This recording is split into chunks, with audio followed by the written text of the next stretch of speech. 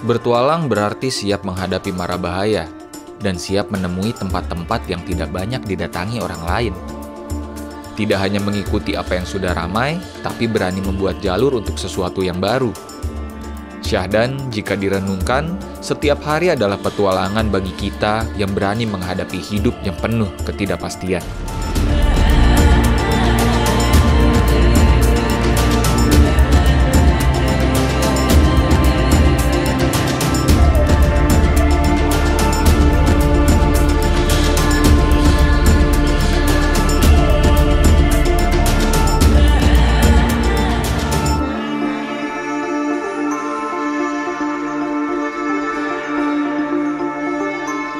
Setelah melewati proses hitung-hitungan timbangan yang sangat ketat, kami diperbolehkan berangkat dan seluruh bagasi bisa diangkut dalam pesawat yang sama. Hati saya lega mendengarnya. Itu berarti tak perlu menunggu pesawat susulan yang cuma ada 3 kali seminggu. Baru sebentar lega, hati kembali ciut melihat pesawat kecil di depan sana. Saya dan rombongan akan diangkut dengan pesawat sekecil itu. Satu pesawat biasanya cuma berapa orang, Bu? 12-an. 12 orang. Ini terkecil berarti kalau buat gue ya pertama kali. Buat aku juga. Furki juga terkecil Iya. ini ya, pesawat pertama kali kan. Saya kira waktu Misbah waktu itu bilang, itu bakal pakai pesawat kecil loh. Saya kira itu exaggeration, apa? Hiperbolis. Saya kira itu hiperbola, ternyata benar. Pesawatnya kecil. Sekecil itu. Sekecil itu, guys. Pesawat Sama satu sekecil lagi. itu. Ini hebatnya di sini.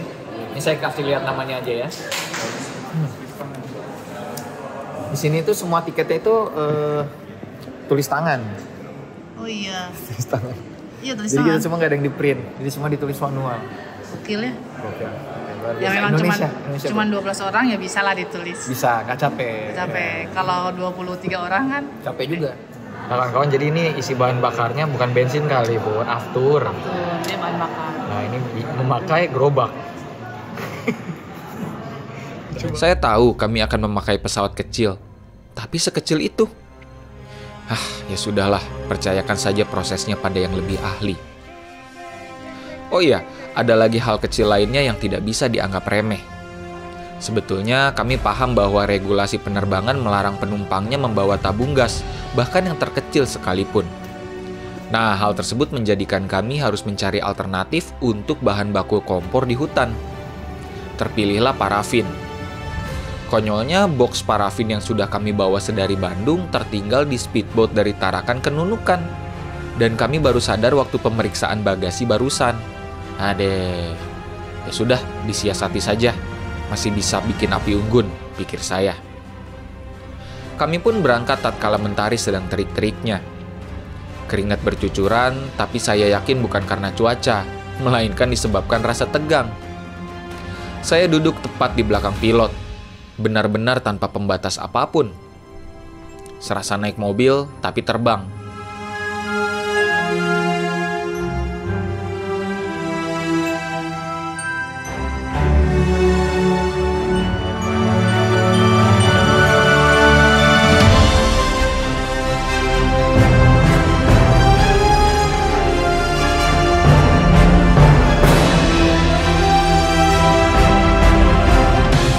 Furki sempat menghitung ketinggian. Katanya kami terbang di altitude sekitar 2.600-an mdpl. Hanya beda beberapa ratus meter dari puncak yang akan kami daki. Dan dipikir-pikir, lebih rendah dibanding puncak kebanyakan gunung di Pulau Jawa. Setelah 45 menitan mengudara, kami tiba di Bandara Yufai Semaring.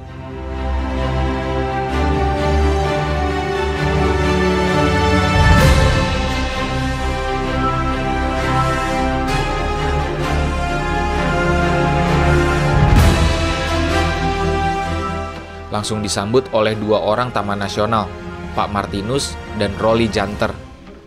Nah, Janter juga merupakan senior Rifki dan Uwais di IMPA UB. Dia pula lah yang akan menemani pendakian kami rencananya. Dengan 2 mobil bongsor, kami dibawa menuju desa tempat Janter berdomisili, Kampung Baru, Krayan. Izin rekam ya Pak ya? Ya, tapi saya orang sini, Ya, asli sini, Pak. asli sini. Cuma istri saya tidak asli sini. Ketemunya di mana dulu, Pak? Di Jawa. Oh. Istriku orang Jawa. Jawa Timur, Oh. Jember. Jalanan yang tadinya lumayan mulus berubah menjadi jalur tanah yang kalau hujan pasti akan sulit dilewati. Pantas saja orang-orang memakai kendaraan besar berpenggerak 4x4 di sini. Namun ada hal lain yang membuat saya takjub terheran-heran. Di sini banyak sekali mobil Land Cruiser tua yang harganya masih saja digoreng di kota besar. Kata Janter, hal yang wajar bagi warga sini yang notabene orang-orang perbatasan membeli mobil dari Malaysia dengan harga murah. Meski risikonya mobil tersebut tidak bisa keluar dari wilayah desa. Dipikir-pikir, mobil semacam Land Cruiser memang lebih cocok dipakai di tempat di mana akses jalannya belum bagus dibandingkan dipakai untuk pergi ke mall. Tapi toh hidup ini soal pilihan. Tak ada pilihan yang salah di mata pemilihnya, kecuali pemilihnya menyesal. Nah, dari tadi di jalan juga memang sudah ada aspal sama sekali, dan inilah sebenarnya Pajero Sport, terus mobil Mitsubishi Strada ya kalau nggak salah itu ya. Dan juga tadi banyak sekali Land Cruiser dari seri 70, 80 itu di sini udah banyak, udah kayak bukan barang mahal ya. Tapi itulah sebenarnya mobil-mobil raksasa seperti ini seharusnya dipakai ke jalan-jalan seperti ini, bukan dibawa masuk ke mall. Oh, itu saya tidak menyalahkan pilihan. Cuma memang sesuai fungsi ya seharusnya ya, Fur ya. Jadi kemarin juga saya sempat berbicara dengan Furki, apa gunanya mobil-mobil seperti besar-besar seperti itu kalau cuma di kota. Nah, ternyata kita baru mengetahui jawabannya sekarang ya, Fur ya. Betul. Mobil seperti ini fungsinya setiap hari dibawa ke sini. Nah, dia memang cocok. Jadi segala sesuatu itu memang jangan dipaksakan dan jangan cuma untuk memenuhi ego. Betul. Bang Gagap memang asli sini? Asli sini. Cuma dulu kuliah di Tarakan. Tarakan. Oh, setelah lulus kesini lagi. Iya. Luar biasa. Dan beliau ini saudara. Oh, asli Kakak juga sepupu. katanya. Iya. Martinus. Oh, ini keluarganya Bang Murti, Bang? Iya. Udah berkeluarga, anak 2. Anak 2. Alhamdulillah. Istri 2. Oh, 1. Istri masih berpikir untuk keduanya. Gimana ini? Yang satu jangan mampu. Mumpung dia enggak denger nih. Iya, benar. Tapi biasanya kalau rumah-rumah di daerah seperti ini dibikin jadi panggung ya Bang? Iya. Karena memang dia tanahnya kan berlumpur ya Bang, Iya. dan tidak stabil. Memang menyesuaikan. Di Indonesia ini sudah dari dulu itu orang-orangnya sudah pintar menyesuaikan dengan keadaan. Betul.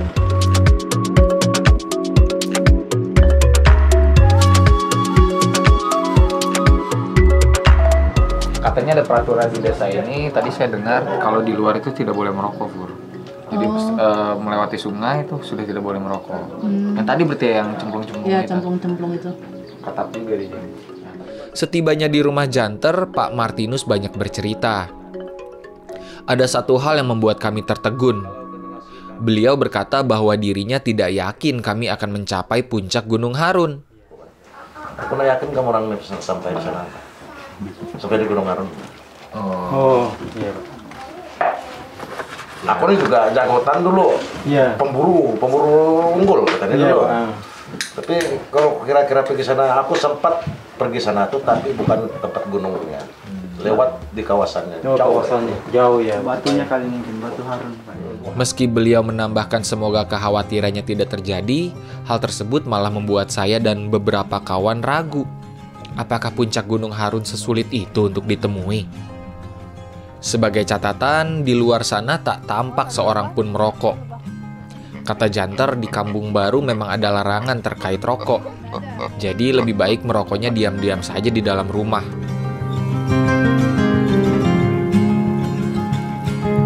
Kita udah melakukan pengurusan SIMAKSI.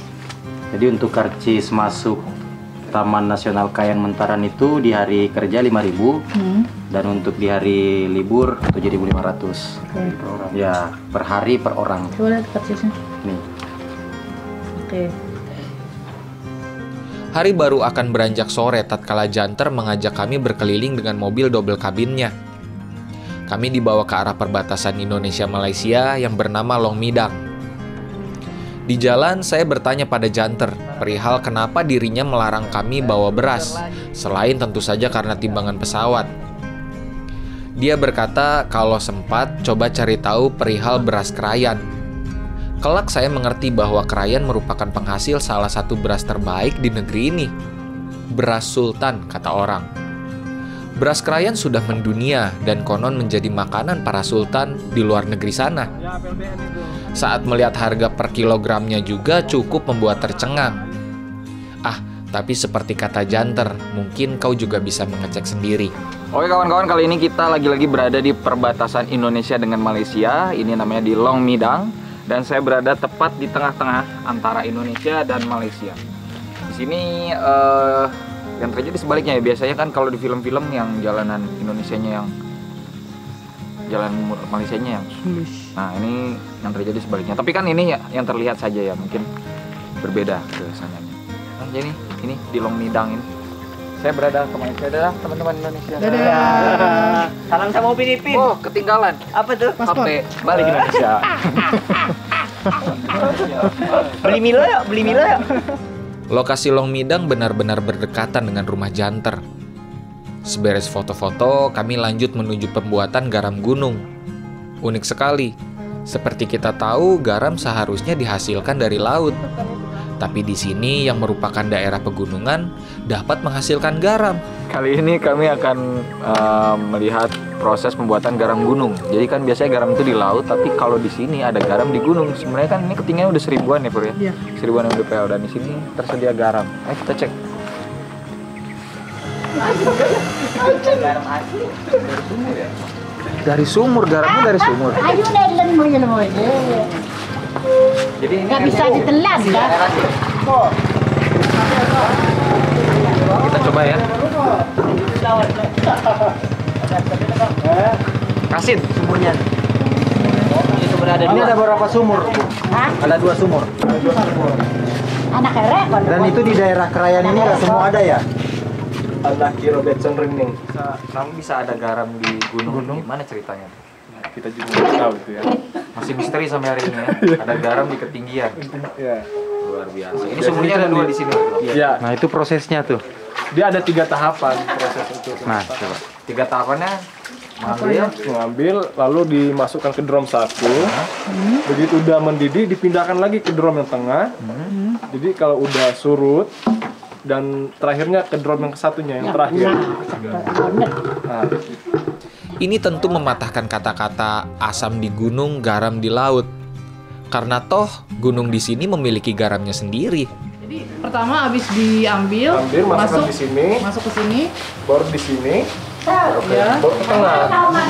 Ini setelah proses penyaringannya. Kamu tahu. Jadi seperti garamnya menjadi kering seperti ini. Oh yang di pinggir ini Nanti kali ya? ditumbuk lagi jadi garam yang kita tahu. Syahdan, saya tidak mengerti bagaimana teorinya di gunung bisa ada sumber garam. Bahkan penjelasan sang pemilik ladang pun tak membuat saya makin paham.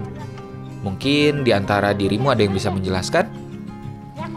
Yang paling antusias untuk meleburkannya dalam makanan tentu saja Ejak sang koki pendakian. Dia langsung membeli garam beberapa kilogram. Sekilo untuk makan kami di pendakian, sisanya dibawa pulang.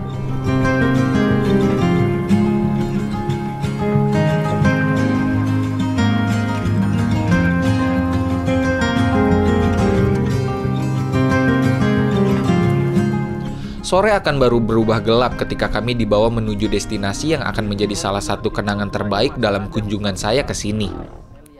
Suara tabuh-tabuhan sudah terdengar dari luar. Apakah gerangan itu?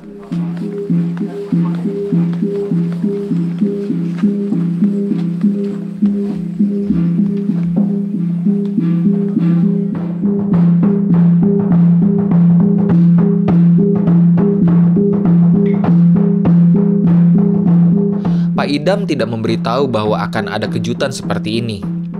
Janter dimintanya untuk membawa kami menyaksikan pertunjukan kesenian dan adat Dayak Lundayeh binaan seorang seniman senior bernama Elias Yesaya.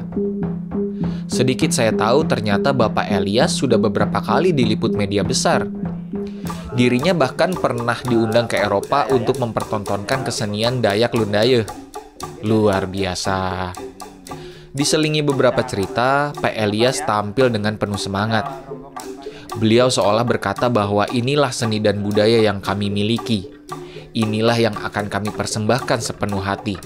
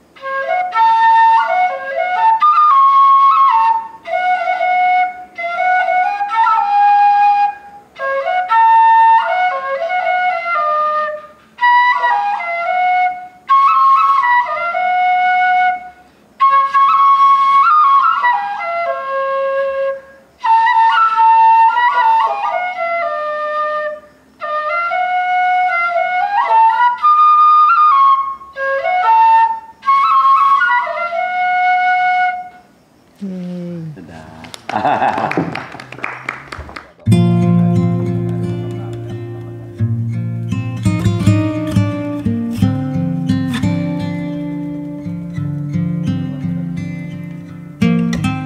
dan rombongan keluar dari tempat kesenian dengan hati yang penuh. Betapa banyak sekali yang saya dapatkan untuk memperkaya khasanah budaya selain pendakian itu sendiri. Kita mau belanja logistik basah untuk berangkat besok pagi. Karena kalau kita bawa logistik basah dari Nunukan itu takut pesawatnya itu over bagasi. Walaupun tadi udah over bagasi. Jadi alternatifnya kita beli logistik basah di Krayan. Malam sudah menjelang larut dan kami masih disibukkan dengan kegiatan belanja. Untungnya di kampung baru juga ada yang jual tabung gas untuk kompor kecil. Walau harganya selangit, terpaksa kami beli. Rasa sebal terkait parafin yang tertinggal pun lenyap. Solusi lebih penting daripada meratapi. Di sela kegiatan, Janter menjelaskan bahwa esok kami harus menyewa mobil. Bahkan mobil yang dia miliki, yang double kabin 4x4 itu, tidak akan mampu untuk membawa kami ke desa terakhir di kaki gunung, Desa Pak Rayeh. Separah itukah akses jalanan ke sana?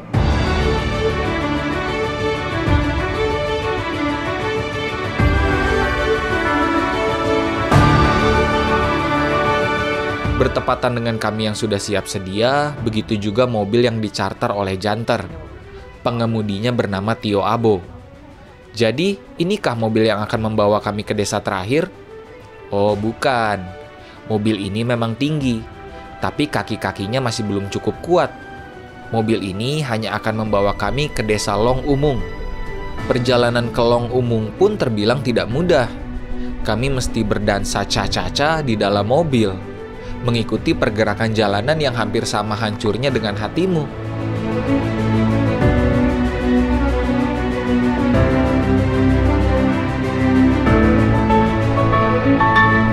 Jadi kita udah tiba di desa Long Umung. Tadi perjalanan sekitar setengah jam lah ya, ada ya. Nah, ini mobil udah besar banget, Fur. Tapi kata abang-abang di sini masih belum cukup tangguh untuk membawa kita ke Parayeh ya. Bayangkan yang mobil yang saya kira sudah setinggi ini dengan bannya udah komodo ini kayak kelasnya ya. Udah ya MT lah. Oh, ini yang bikin salah fokus ya, platnya Malaysia. Mungkin sudah tidak terpakai juga ini. Ini udah 4-wheel drive, tinggi, dan tetap masih tidak bisa membawa kita karena permasalahannya jalanannya sangat apa ya? Kalau tadi kita lihat udah curam, itu lebih curam lagi, lebih curam, terus ada jurang juga katanya kiri kanan ya. Di desa Long Umung, sembari menunggu mobil sedikit disetel ulang, kami mengisi perut terlebih dahulu. Mobil yang dimaksud pun datang. Benar-benar tinggi dengan kaki-kaki yang kokoh jika dihadapkan dengan medan lumpur. Ya, ini bisa kita lihat sampai bagian kaki-kaki depan itu udah pakai per daun. Sementara kalau Hilux yang barusan kan masih normal ya. Saya kurang tahu sih namanya apa, mungkin kawan-kawan yang lebih tahu.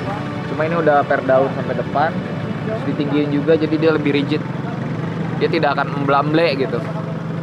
Dan mobil inilah yang akan mengangkat kita ke mengangkut.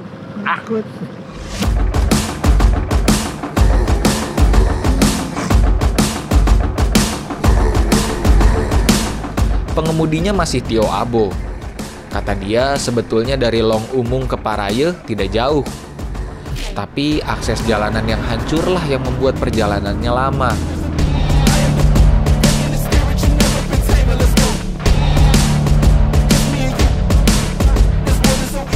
Tidak langsung menerjang mara bahaya, Tio Abo kembali mengecek kondisi ban mobil yang dirasanya kurang prima. Tekanan angin di dalam ban menjadi faktor penentu selain kemampuan sopir dan kondisi mobil. Ini tentu tidak bisa diremehkan.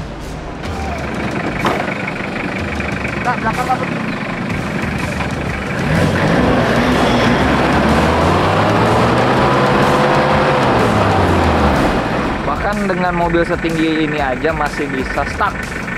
Dan ini sedang berusaha didongkrak juga, dikeluarkan. Sekarang saya baru mengerti setelah lihat situasinya ya, saya kira berbatu sampai harus pakai mobil tinggi. Ternyata memang kondisi jalannya ada yang berlekuk-lekuk ya Pur ya. Betul. Dengan dipenuhi lumpur. Jadi memang segini pun masih bisa stuck. Luar biasa. Dalam banget ini.